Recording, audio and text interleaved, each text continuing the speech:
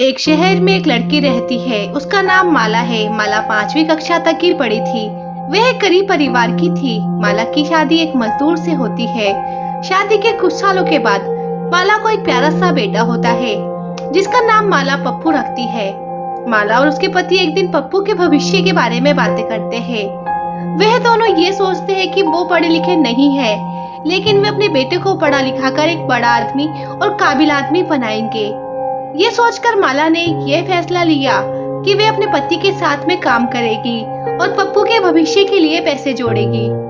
माला अपने पप्पू को अपने काम करने की जगह पर अपने साथ ही ले जाती थी और पप्पू वहीं खेलता रहता और माला अपने पति के साथ वहीं पर काम किया करती थी।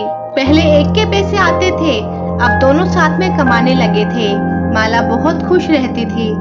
हर रोज शाम को जब माला घर लौट कर आती तो अपनी कमाई गुल्लक में रखा करती थी। एक दिन की बात है जब माला अपने काम करने की जगह पर सर पर ईंट लेकर सीढ़ियों से छत पर जाती रहती। उसका बेटा पप्पू भी उसके पीछे जाने लगता है। माला अपने पीछे आते पप्पू को नहीं देखती है, पर उसके पति और कुछ काम करते मजदूर उसे देख लेते हैं। पप्पू सीढ़ियों के ऊपर चढ़कर किनारे पर चला जाता है। पप्पू को बचाने के लिए माला के पति पप्पू की तरफ भागते हैं, पर पप्पू और माला के पति दोनों खुली छत के नीचे गिर जाते हैं, जिसके बाद माला के पति का देहांत वहीं हो जाता है और पप्पू बच जाता है, पर उसके सर पर लगी चोट के कारण पप्पू को दिखाई देना बंद हो जाता है। पप्पू अंधा हो जाता है। माला अपने पति की मृत्यु और बेटे के अंधे होने के कारण टूट सी जाती है। वे सोचती है कि उसे अपने और अपने पति का सपना भी पूरा करना है। वे एक बार फिर से अपने को मजबूत करती है। तभी अस्पताल में एक मरीज को किडनी की जरूरत होती है। वह एक बहुत धनी आदमी होता है। उसके बच्चे बाहर विदेश में रहते हैं। वह बूढ़ा व्यक्ति होता है। उसके साथ परिवार का कोई भी नहीं, सिर्फ एक नौकर उसके साथ अस्पताल में होता है। माला उस बूढ़े व्यक्ति के पास मिलने जाती है और उससे बात करती है।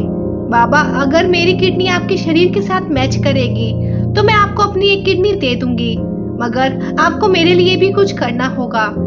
बूढ़ा व्यक्ति माला को बोलता है, तुम्हें जितने पैसे चाहिए मैं तुम्हें दे दूंगा। माला बोलती है, बाबा मुझे पैसे नहीं चाहिए, एक वादा चाहिए।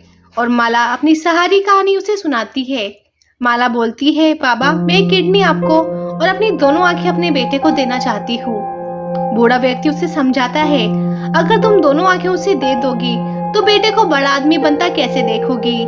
माला बोलती है कि बाबा मैं माँ हूँ ना, उसे अपने मन की आंखों से देख लूंगी। यह बोलकर बूढ़े के कमरे से वापस आती है और एक पत्र लिखती है। पत्र को संभाल कर रखने की जिम्मेदारी बूढ़े बाबा के साथ आए नौकर को माला दे देती है।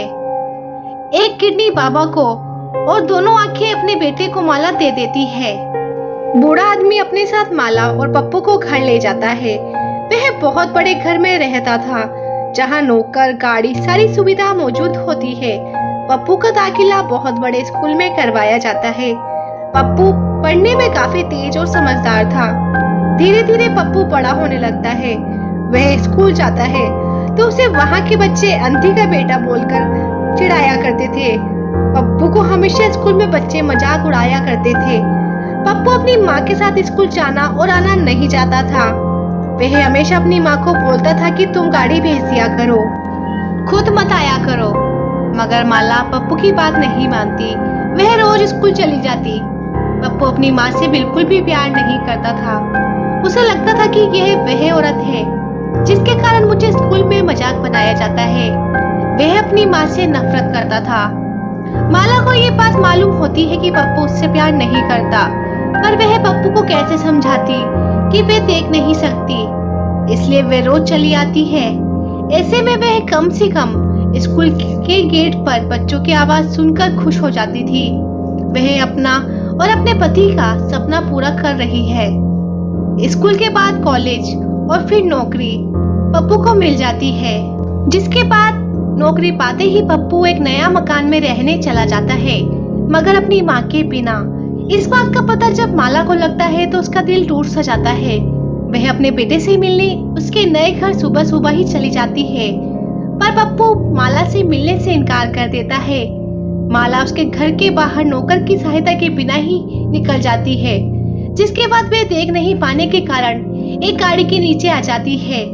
पप्पू जब अपनी गाड़ी में बैठकर दफ्तर जाने को निकलता है तो गेट के पास काफी भीड़ लगी होती है। पप्पू गाड़ी से निकलकर देखने जाता है कि इतनी भीड़ क्यों है, जिसके बाद वह वहां पर अपनी माँ को मरा हुआ पाता है। पप्पू की आंखों से आंसू निकलने लगते हैं। अपनी माँ को जब वह गोद में उठाता है तो उसके हाथ में उसे एक पत्र मिलता है जिसमें माला ने पूरी कहानी लिखी होती है, उसके जन्म से पप्पू के पिता की मृत्यु और पप्पू की आंखों के बारे में, बाबा को किडनी देने जा रही हूँ आदि सब बातें जो आज तक पप्पू नहीं जानता था। जिसके बाद पप्पू बहुत रोया और अपनी माँ से माफी भी नहीं मांग सका। वह अपनी हरकतों पर बहुत पछताता है। इस कहानी से हमें यह शिक्षा मिलती है कि हमें अपने परिवार के सदस्यों की स्थिति पर कभी शर्मिंदा नहीं होना चाहिए। माँ और पिताजी का स्थान भगवान से पहले होता है, क्योंकि भगवान को हम ना तो देखते हैं ना ही कभी मिलते हैं। इसलिए हमें अपने माँ और पिताजी का स्थान सबसे पहले देना चाहिए। अपनी सभी खुशियों को भूल जाते हैं वह अपने बच्चों की खुशियों के आगे।